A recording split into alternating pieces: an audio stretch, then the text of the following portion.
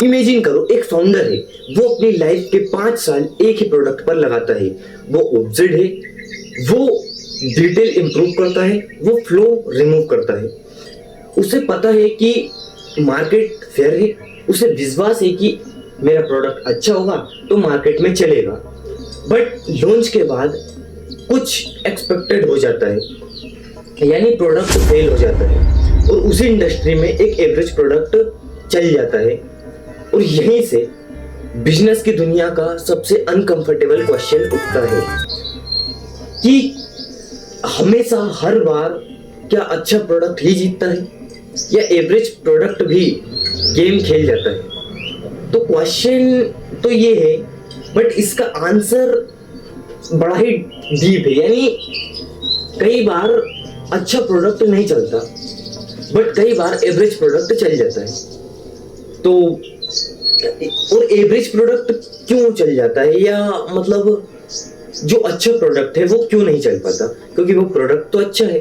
For example, अब आप ये समझो जैसे 2 प्रोडक्ट है, यानी 2 प्रोडक्ट है, पहला प्रोडक्ट अपना, दूसरा प्रोडक्ट। अब जो पहला प्रोडक्ट है वो बहुत अच्छा प्रोडक्ट है, उसकी प्राइस जो है वो 10,000 है। और जो दूसरा प्रोडक्ट है वो एवरेज प्रोडक्ट है, बट उसकी कास्ट मतलब उसका जो प्राइस है वो 5,000 है। तो अब जो मिडिल क्लास लोग होंगे, एवरेज लोग होंगे, वो ज्यादातर इसी प्रोडक्ट को बाय करेंगे क्योंकि उनके पास पैसा नहीं है और क्वालिटी इसमें भी अच्छी है, इसमें भी अच्छी है। बट ये बेस्ट यानी ये बेहतर क्यों है? क्योंकि कई बार ऐसा होता है कि ये प्रोडक्ट अच्छा है और वही प्रोडक्ट ये है, बट ये थोड़ा सा लंबे टाइम तक चलने वाला है, बट ये थोड़ा सा कम चल सकता है। बाकी क्वालिटी सारा मतलब क्वालिटी सेम है और क्वांटिटी इसमें थोड़ी सी ज़्यादा है, बट इसमें थोड़ी कम है।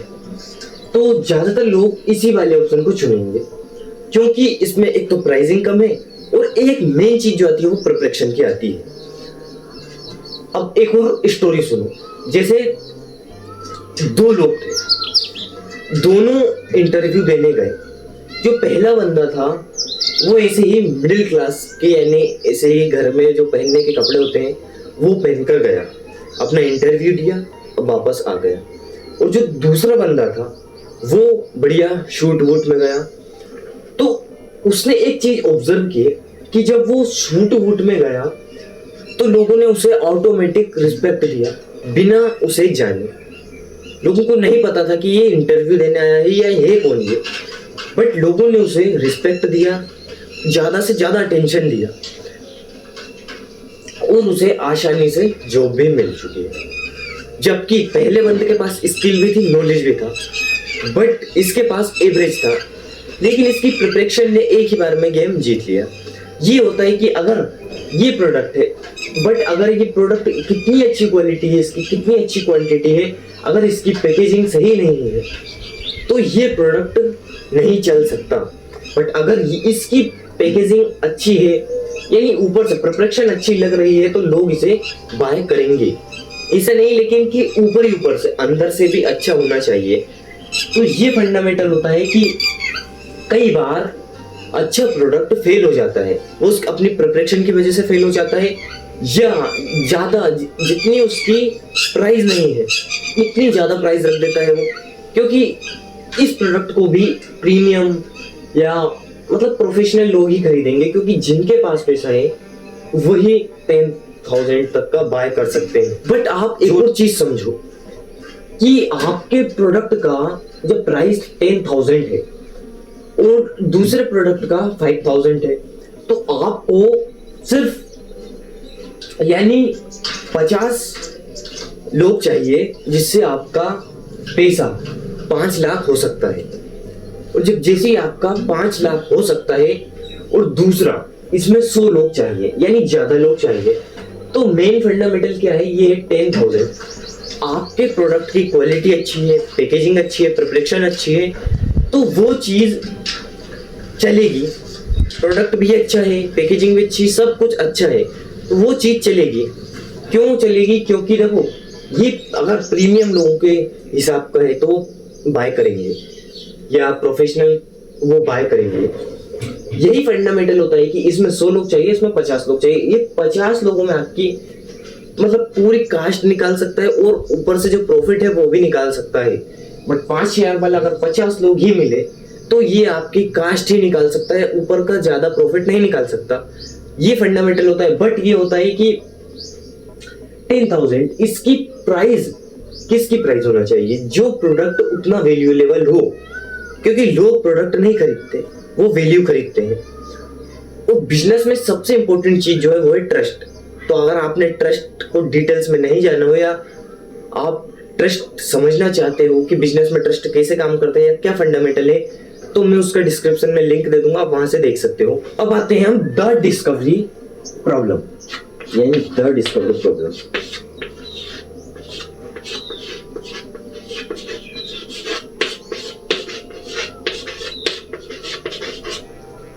अब आप इसे समझो कि मान लो एक बुक जो आपने लिखी और वो लॉक रूम में रखी है, और कई सारी बुक्स जो कहीं भी मिल जाती हैं, उपलब्ध हो जाती हैं। तो अब आप ये समझो कि सबसे ज्यादा कौन सी वाली बुक लोग बाय करेंगे, कौन सी वाली बुक ज्यादा स्केल होगी। तो सिंपल सा फंडामेंटल है कि जो एवरेज बुक है, यानी जो कहीं भी मिल जाती है, वही बुक ज्यादा से ज्यादा लोग बाय करेंगे, क्योंकि उन्हें लेने में आसानी है और उन्हें पता है। अब एक लॉकेट रूम में रखी है, ये तो कुछ लोगों को पता है, बट अगर कहीं भी मिल जाती है तो ये बहुत सारे लोगों को पता है, क्योंकि आपस में एक दूसरे से लोगों के कनेक्शन होते ही हैं। जब कनेक्शन होते ही हैं तो कभी ना कभी ये बातें लोग आपस में शेयर करते हैं। अब आप ये समझो कि मतलब मार्केट हमेशा वैल्यू को रिवर्ट नहीं करता, मार्केट डिस्कवर्ड वैल्यू को रिवर्ट करता ही, क्योंकि लोगों को जो एग्जिट हो चुका है, जो लॉक्ड है, उन्हें लोगों को पता ही नहीं है, तो वो बाय कैसे करेंगे। और दूसरी बात ये है कि जो लोगों को दिखाई देता है वो लोग वही बाय करते हैं। फॉर एग्जाम्पल, आज सोशल मीडिया है, आज कोई भी प्रोडक्ट कोई प्रमोट करता है, उसकी क्वालिटीज बताता है, उसकी क्वांटिटी बताता है, वो चीजें जो बताता है उसके इफेक्ट बताता है, क्या है ये, क्या फंडामेंटल है, तो लोगों को जो पसंद आता है। क्योंकि लेकिन लोगों को पसंद कब आता है, लोग बाय कब करते हैं, जब वो उसे देखते हैं। आज कोई प्रोडक्ट अगर लोगों को बाय करना हो तो सबसे पहले जाएंगे सोशल मीडिया पर। ये फंडामेंटल होता है कि आप जब तक देखोगे नहीं तब तक आप बाय नहीं करोगे, बिना सोचे समझे आप कुछ भी बाय नहीं करते हो। यही फंडामेंटल है कि जब वो बुक लॉक रूम में रखी है, वो नहीं दिख रही, बट जो कहीं भी मतलब मिल जाता है उसे लोग बाय जल्दी करते हैं, परचेस कर लेते हैं। तो बिजनेस में सिंपल सा फॉर्मूला ये है कि जो 10,000 है और जो 5,000 है, अगर ये 10,000 वाली बुक कोई भी प्रोडक्ट हुआ वो कहीं नहीं मिलता, बड़ी मुश्किलों से मिलता है, तो इसकी मतलब स्केल कम हो सकता है। बट अगर ये वाला प्रोडक्ट ज्यादा बिकता है तो ज्यादा लोग आते हैं, जब ज्यादा लोग आते हैं तो ज्यादा परचेज होते हैं, ज्यादा बाय होते हैं। यही फंडामेंटल होता है। अब आते हैं मेन कॉन्सेप्ट पर, जो इस वीडियो का यह मैंने और वीडियोस में भी बताया है, जो आपके लिए बहुत ज्यादा इंपॉर्टेंट है। वो है हमारा the attention bottleneck. The attention boat neck.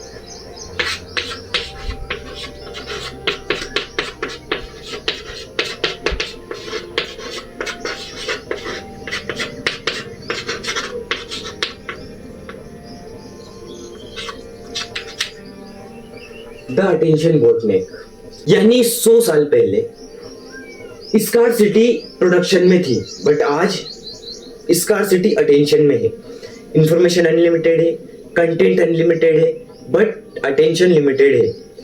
तो ये मैंने पिछली 2-3 वीडियो में और बताया है, अगर आपने देखी हो तो आपको शायद ये पता होगा कि आप अपनी अटेंशन जहाँ देते हो, धीरे धीरे आपकी थिंकिंग वहां जाने लगती है। जहां थिंकिंग जाती है वहां एक्शन जाता है, जहां एक्शन जाता है वहीं मनी भी जाता है। तो ये चीज आपकी अटेंशन को बहुत जरूरी है आपको प्रोटेक्ट करना। फॉर एग्जाम्पल अगर आप कोई भी मतलब इंटरटेनमेंट देखते हो, आप इंटरटेनमेंट देखते हो मतलब पर डे देखते हो 2 घंटे, अगर आप पर डे 2 घंटे इंटरटेनमेंट देखते हो, अगर आप इंटरटेनमेंट देखते हो तो आपकी थिंकिंग वहीं जाने लगती है, आप उस क्रिएटर के बारे में, उस कैरेक्टर के बारे में सोचने लगते हो। ये सिंपल सा फंडामेंटल है कि आप उस क्रिएटर के बारे में सोचने लगते हो, मतलब कैरेक्टर के बारे में सोचने लगते हो, कोई सेलिब्रिटी है उसके बारे में सोचने लगते हो। पर डे आप कोई मूवी देखते हो तो उसके कैरेक्टर के बारे में समझने लगते हो या देखने लगते हो, उसके बारे में जानकारी इकट्ठा करने लगते हो। ये फंडामेंटल होता है। तो अब आप ये चीज समझो कि अगर आप यानी जैसे फॉर एग्जाम्पल वही 2 घंटे आप अपनी स्किल्स में लगाओ, अपने बिजनेस में लगाओ या अपने पार्ट टाइम में लगाओ, मतलब या अपने नॉलेज में लगाओ, तो आपको ही प्रॉफिट है, क्योंकि आपकी थिंकिंग भी सही जगह जाएगी, क्योंकि आपका टेंशन सही जगह जाएगा। अगर आपका टेंशन नॉलेज बुक्स की तरफ जा रहा है तो आपको नॉलेज मिलेगा, अगर आपका टेंशन जिम की तरफ जा रहा है तो आपकी मसल्स बनेंगी। ये फंडामेंटल होता है कि आप मतलब अटेंशन, आप जहां अपनी अटेंशन देते हो वहीं आपकी थिंकिंग शिफ्ट होने लगती है, जहां थिंकिंग शिफ्ट होती है वहीं आप एक्शन लेते हो, जहां आप एक्शन लेते हो वहीं आपका मनी भी जाता है, क्योंकि आज के टाइम में मनी के बिना बहुत कम काम ऐसे हैं जो होते हैं, वरना मनी के बिना आज कुछ भी नहीं होता। यानी by distribution change everything, by डिस्टर्बेशन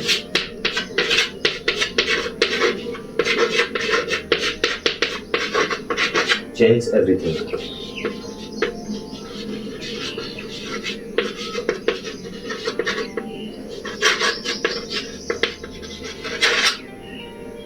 यानी 2 बिजनेस सेम वैल्यू क्रिएट करते हैं, बट पहले का 100 लोगों तक पहुंचता है प्रोडक्ट और दूसरे का 100 मिलियन तक। तो अब आप इसमें डिफरेंस ये समझो, इसमें डिफरेंट यानी इसका इंपैक्ट कितना बड़ा होगा। यही रीजन है कि डिस्टर्बेशन सिर्फ मार्केटिंग नहीं है, डिस्टर्बेशन फोर्स मल्टीप्लायर है। यानी होता यूं है जैसे डिस्टर्बेशन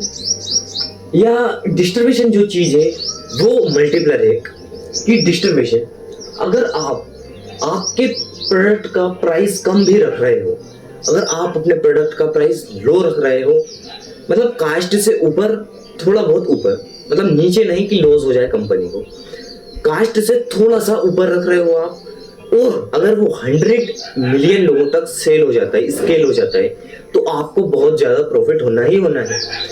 बट इसमें एक और चीज है कि आप अपनी जो कॉस्ट आपने भरी है, यानी जितना आपने आपकी मेहनत, आपका प्रोडक्ट, जितना आपको मतलब जो भी आपने इफेक्ट डाले हैं उसमें, अगर वो जो वैल्यू डाली है अगर वो उन पैसों के लायक है तो आप उतना प्राइस रख सकते हो। बट अगर नहीं है तो आप अपनी कॉस्ट से 5-10% 50% ऊपर रख सकते हो प्राइस, क्योंकि अगर कम हुआ तो आपको ही लॉस होना है, अगर ऊपर हुआ तो ये होगा कि, क्योंकि देखो अगर कम हुआ तो अगर 100 मिलियन लोगों तक मतलब पहुंच भी जाएगा तो आपको 100 मिलियन लोगों के लिए ही अलग अलग प्रोडक्ट बनाने होंगे, उसका कास्ट अलग आएगा, उसकी पैकेजिंग में अलग लगेगा, ये फंडामेंटल होता है। बट अगर आप थोड़ी सी यानी स्ट्रेटेजी लगाओ कि आप अपने कास्ट से वैल्यू थोड़ी स्ट्रेटेजी लगाकर 25 से 50% तक का ऊपर रख सकते हो।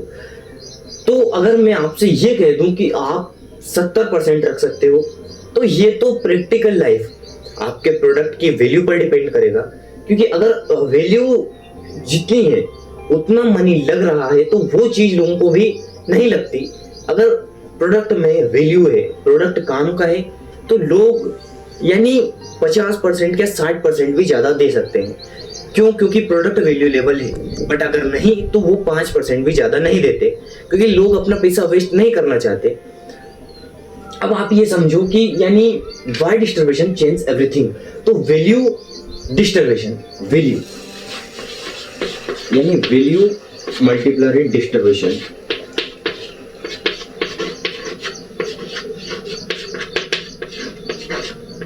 बराबर स्केल। यानी वैल्यू डिस्ट्रीब्यूशन जो है वो वैल्यू को स्केल करता है। अगर प्रोडक्ट 100 मिलियन लोगों तक पहुंचा रहा है तो वो डिस्ट्रीब्यूशन है। डिस्ट्रीब्यूशन वैल्यू को स्केल करता है और यहीं से बिजनेस का फंडामेंटल सीधा सा इम्पैक्ट डालता है कि अगर कोई भी प्रोडक्ट 100 लोगों तक जा रहा है, कोई प्रोडक्ट 100 मिलियन लोगों तक जा रहा है, तो यहीं से पूरे आउटकम्स चेंज हो जाते हैं, यानी अलग अलग हो जाते हैं। इसके आउटकम अलग होंगे, इसके आउटकम अलग होंगे। ट्रस्ट लेयर, डिस्ट्रीब्यूशन सिर्फ विजिबिलिटी नहीं है, डिस्ट्रीब्यूशन ट्रस्ट भी है, यानी द ट्रस्ट लेयर।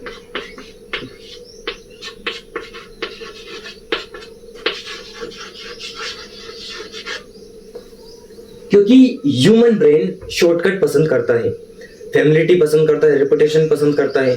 तो ट्रस्ट, मैंने स्टार्टिंग में भी यही कहा था कि ट्रस्ट, यानी जिसका मैंने डिस्क्रिप्शन में लिंक दे दिया, आप वहां से वॉच कर सकते हो। तो ट्रस्ट सीधा सा फंडामेंटल है कि अगर फैमिलिटी है तो फैमिलिटी है तो ट्रस्ट बनेगा, यानी लोगों से कनेक्शन होते हैं। फॉर एग्जाम्पल, अगर आप कोई भी प्रोडक्ट बाय करते हो तो आप, अगर आपको जिस भी कंपनी का प्रोडक्ट अच्छा लगता है, आप उसकी मतलब उस कंपनी की अगर कोई वेबसाइट है या कोई प्लेटफॉर्म है तो आप उसी कंपनी से बाय करते हो, और अगर नहीं तो आप बाय ही नहीं करते, आप मार्केट में जाकर खुद लेकर आते हो, अगर आपको ट्रस्ट नहीं है तो। ये चीज होती है क्योंकि फॉर एग्जांपल, अगर आप कोई भी प्लेटफॉर्म पर, कोई भी कंपनी पर ट्रस्ट करते हो, उसकी डिलीवरी पर ट्रस्ट करते हो, उसकी प्रिपरेशन पर ट्रस्ट करते हो, उसकी पैकेजिंग पर ट्रस्ट करते हो, तो आप वहां से प्रोडक्ट बाय करते हो। अगर एक बार कोई भी प्रोडक्ट खराब निकल जाए, बाकी मतलब फॉर एग्जांपल आप 50 टाइम, यानी आपने 50 प्रोडक्ट मंगा लिए, वो सारे के सारे अच्छी क्वालिटी में निकले, अच्छे निकले, बट एक खराब निकल गया, तो भी आप उसे यानी मिस कर देते हो। आप मिस क्यों करते हो? क्योंकि आप ये चाहते हो कि वो कंपनी जो आपको इतने दिनों से मतलब अच्छा प्रोडक्ट दे रही थी, एक प्रोडक्ट अगर गलत हो जाए तो आप यानी उसकी ना रिपोर्ट करते हो और ना ही आप उसे रिटर्न करते हो, कुछ नहीं करते हो। तो अब आप ये समझो कि जो बड़ी बड़ी कंपनीज होती हैं वो प्रोडक्ट से ज्यादा ट्रस्ट वैल्यू उसे ज्यादा सेल करती हैं, स्केल करती हैं, क्योंकि बड़ी कंपनीज प्रोडक्ट नहीं बेचते, सिर्फ वो ट्रस्ट भी स्केल करती हैं। द इन्वेस्टर्स व्यू, एक फाउंडर जो होता है वो प्रोडक्ट देखता है और एक इन्वेस्टर जो होता है वो डिस्ट्रीब्यूशन देखता है, क्योंकि इन्वेस्टर्स स्केबल चीज पर इन्वेस्टमेंट करते हैं, यानी अगर आपकी कंपनी स्टेबल है, स्टेबल है, स्टेबिलिटी है आपकी कंपनी में, तो वहां इन्वेस्टमेंट करते हैं, क्योंकि उन्हें वहां ज्यादा रिस्क नहीं लगता और उन्हें ट्रस्ट भी होता है। ये फंडामेंटल होता है, क्योंकि वो यही पूछते हैं, can this rich more people, ये क्योंकि growth rarely come from creation alone, यानी ग्रोथ सिर्फ क्रिएशन पर डिपेंड नहीं करती, वो डिस्ट्रीब्यूशन पर भी है।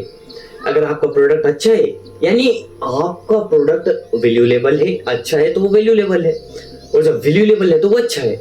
तो अब आप ये समझो, अगर डिस्ट्रीब्यूशन नहीं है उसमें तो वो इन्वेस्टेबल नहीं है, और जब तक प्रोडक्ट में इन्वेस्टेबल यानी इन्वेस्टमेंट अगर कोई इन्वेस्टर नहीं करता, उसकी वैल्यू तब तक और नहीं बढ़ती, क्योंकि वो स्केबल में करता है और वो प्रोडक्ट ही स्केबल नहीं है। ये फंडामेंटल होता है कि द इन्वेस्टर्स व्यू, ये इन्वेस्टर्स का ही नजरिया होता है, क्योंकि एक फाउंडर जो होता है वो सिर्फ प्रोडक्ट देखता है, बट जो एक इन्वेस्टर होता है वो पूरे डिस्ट्रीब्यूशन को देखता है कि ये लॉन्ग टर्म में क्या इंपैक्ट डालेगा या अभी शॉर्ट टर्म में क्या इंपैक्ट डाल रहा है। और लोगों का सबसे बड़ा एक मिथ, लोग सोचते हैं कि बिजनेस कंपटीशन है, नहीं, बिजनेस कंपटीशन नहीं है। कंपटीशन मतलब ये है डिस्ट्रीब्यूशन का। अगर आपका प्रोडक्ट, आपकी कंपनी लोगों तक पहुंच रही है, लोगों को पता है, आप अपनी वैल्यू दे रहे हो, आप जो वैल्यू क्रिएट कर रहे हो, तो लोगों को वो वैल्यू लग रही है, वो वैल्यू मिल रही है, तो वहीं से स्केलेबल होता है और वहीं से स्केल होता है प्रोडक्ट। यही तो फंडामेंटल है। बाकी आज के इस वीडियो में हमने ये क्लियर कर लिया है कि प्रोडक्ट हमेशा अच्छा प्रोडक्ट ही नहीं जीतता, उसमें डिस्ट्रीब्यूशन भी होना जरूरी है, डिस्ट्रीब्यूशन होना जरूरी है, वैल्यू होना जरूरी है, क्योंकि वैल्यू तो खैर ठीक है, अच्छा प्रोडक्ट है तो वैल्यू तो होगी, बट डिस्ट्रीब्यूशन जरूरी है, ट्रस्ट जरूरी है, पैकेजिंग जरूरी है, यानी प्रिपरेशन भी जरूरी है। बाकी आपका कोई भी डाउट है, कोई भी क्वेश्चन है तो कमेंट बॉक्स में कमेंट कर देना। बाकी Instagram, Telegram, Twitter, Threads, LinkedIn, WhatsApp, इन सब सारे प्लेटफॉर्म को ज्वाइन कर लेना। मिलते हैं कुछ नेक्स्ट वीडियो में।